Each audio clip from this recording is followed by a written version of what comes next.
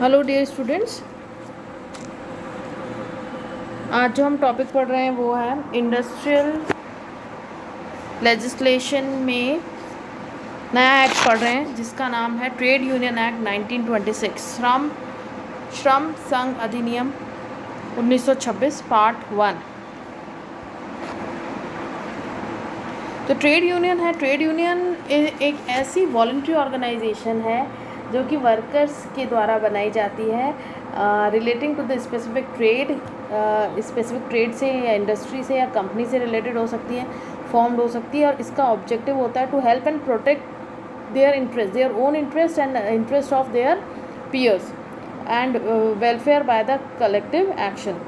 Trade union are the most suitable organization for balancing and improving the relation between the employers and employees.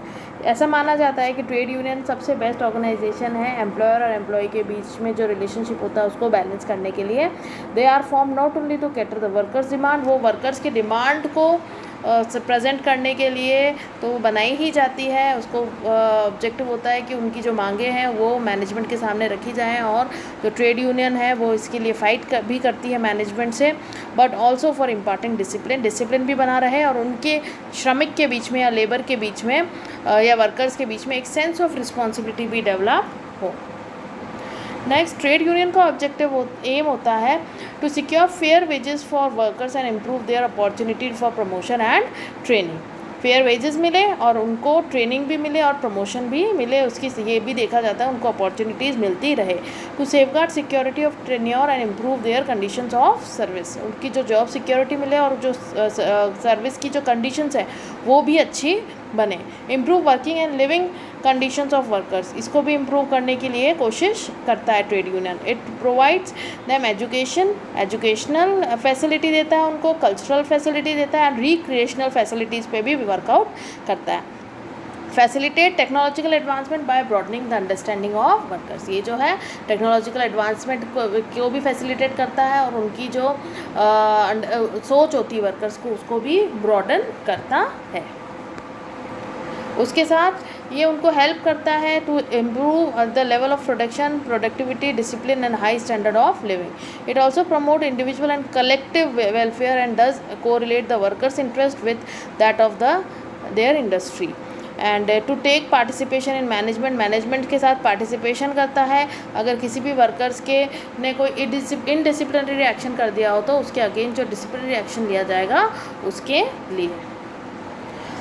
अगर हम देखें India के अंदर well known कुछ central trade unions हैं, जैसे कि all India trade union congress, Bharatiya Mazdoor Sangh, centre for Indian trade union, Hind Mazdoor Kisan Panchayat, Hind Mazdoor Sabha, Indian federation of free trade union, Indian national trade union congress, ये सारी congress, national front of Indian trade union, national labour organisation NLO, trade union coordination centre, national Mazdoor union NMU, ये सारी जो है central trade unions हैं जो India के अंदर पाई जाती हैं।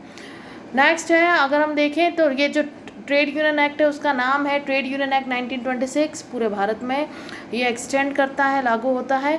It shall came into force, जब भी सेंट्रल गवर्नमेंट इसको फोर्स में लाएगी। The law relating to the registration of protection of trade union is contained in the trade union act 1926। ये जो ट्रेड यूनियन से के जो रजिस्ट्रेशन और प्रोटेक्शन की बात करें तो उससे रिलेटेड सारे लॉ आपको इस एक्ट में मिलते हैं, जिसको जो कि 1 जून 1927 से आया है। और the act extend to whole of India except the state of Jammu and Kashmir.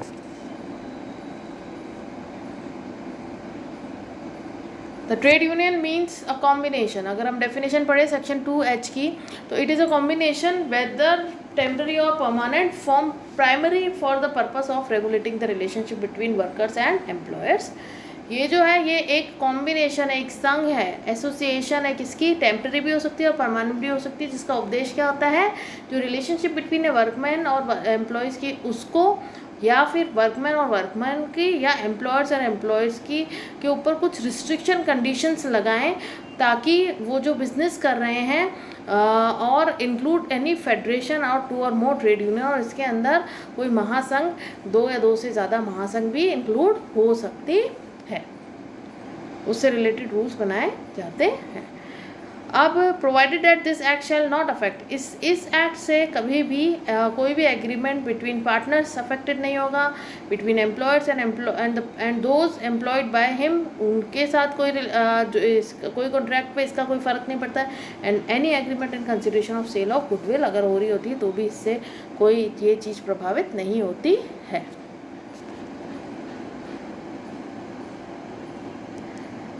Definition, yes,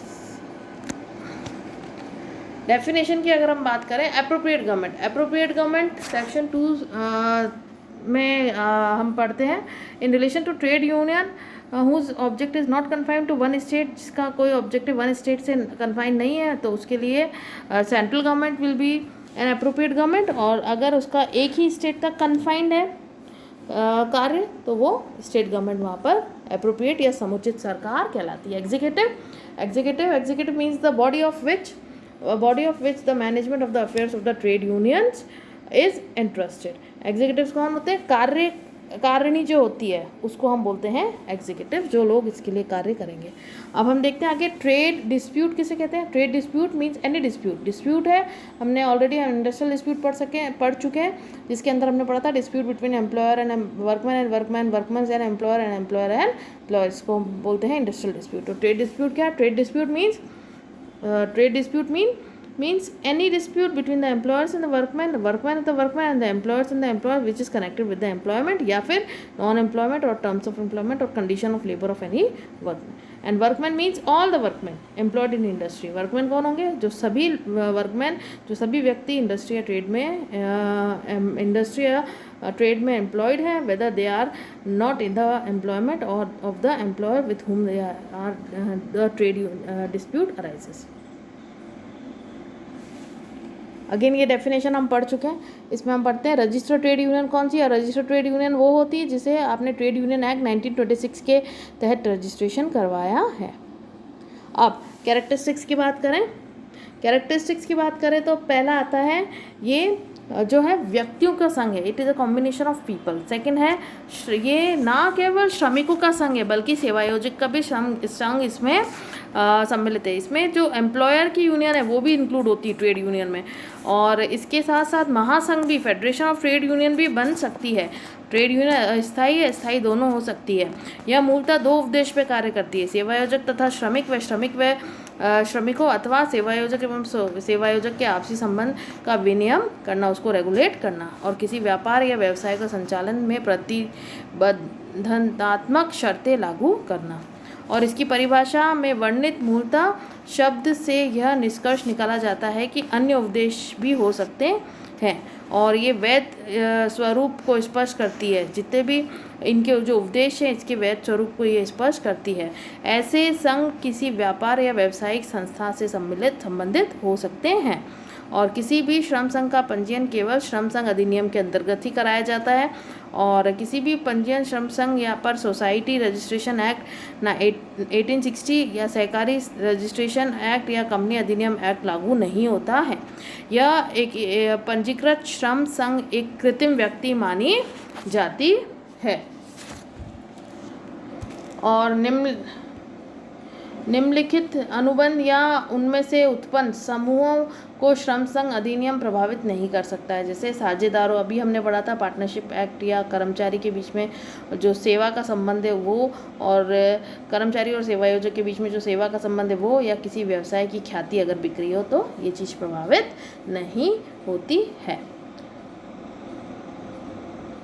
अब आते हैं objectives of trade union. Objective of trade union की अगर हम बात करें तो ये श्रमिकों में वर्ग चेतना उत्पन्न करना, उनके हितों की रक्षा करने के लिए बात करती है। ऑब्जेक्टिव होता है इसका मैत्रीपूर्ण भावना का विकास करना होता है, हितों की रक्षा पे बात, उनके अधिकारों एवं हितों की रक्षा करना होता है इसका ऑब्जेक्टिव।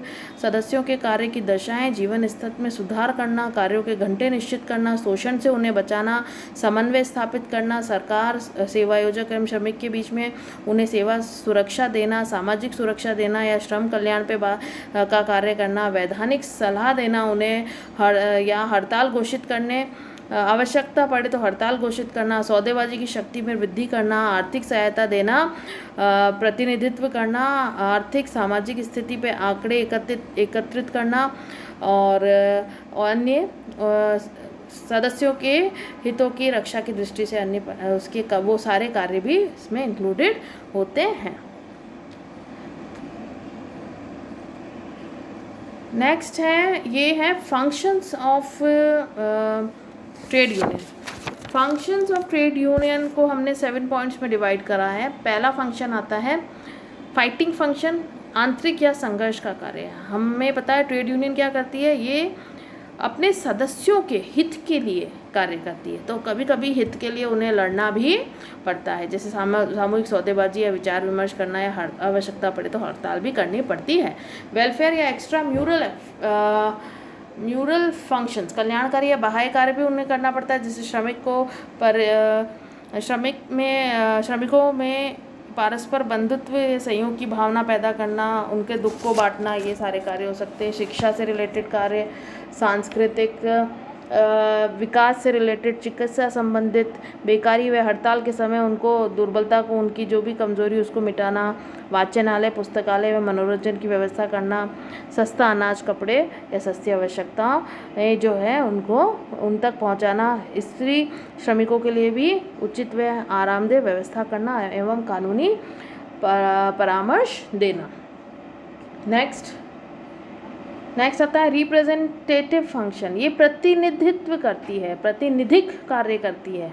ठीक है, जो भी विवाद होते हैं उसको राष्ट्रीय व अंतर्राष्ट्रीय स्तर पर भी जो होने वाले सम्मेलनों में श्रमिकों के प्रतिनिधित्व श्रम संघ करती है।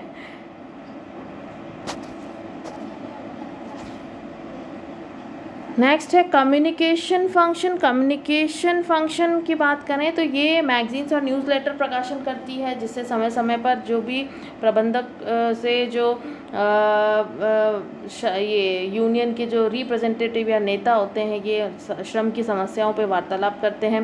नेक्स्ट है रिसर्च फंक्शन करती है, शोध करती है, अपनी प्रतिस्पर्धी या अन्य संस्थाओं में क्या दरों पे या भत्ते या छुट्टियां, श्रम कल्याण कार्य या सामाजिक सुरक्षा जो भी कार्य हो रहे हैं उसके आंकड़े एकत्रित करना, प्रबंधकों के साथ वार्ता करना, न्यायालय में चल रहे मामलों में अपना पक्ष प्रस्तुत करना और देश में जो रोजगार, वेतनमान, उद्योग में उत्पादकता आदि पर भी विश्लेषण करती है। नेक्स्ट है पॉलिटिकल फंक्शन। पॉलिटिकल फंक्शन के अंदर वो सारे पॉलिटिकल कार्य करती है जिस श्रम संघ अपनी ओर से लोकसभा एवं विधानसभा, नगर निगम, नगर पालिका, पंचायतें आदि में प्रतिनिधित्व चुनाव के लिए भी खड़े कर सकते हैं। यदि लोकसभा या विधानसभा में उनको बहुत मिल जाता है तो वह अपनी सरकार भी बना सकती है। श्रमिकों के राजनीतिक आंदोलन का मुख्य उद्देश्य अपने लिए राजनीतिक सत्ता को प्राप्त करना होता है। और डेवलपमेंट फंक्शन हमने पढ़ा है, वो डेवलपमेंट पे भी कार्य करती है, अपॉर्चुनिटी सर्च करती है, किस तरीके से अपने श्रमिकों को के अंदर नई चीज़ों पे उनका विकास करे, उसके विकास के लिए माध्यम ढूंढती है, वो किस तरीके से कार्य करे। तो ये सारे थे हमारा फंक्शंस ऑफ ट्रेड यूनियन। अब आता है असाइनमेंट। इस असाइनमेंट में इस आज की क्लास के लिए आपको करना है ट्रेड यूनियन कैसे कहते हैं, इसके फीचर्स और फंक्शंस को या कैरेक्टरिस्टिक्स और फंक्शंस को एक्सप्लेन करिए। नेक्स्ट क्लास में हम पढ़ेंगे सेकंड पार्ट ट्रेड यूनियन का। Thank you so much.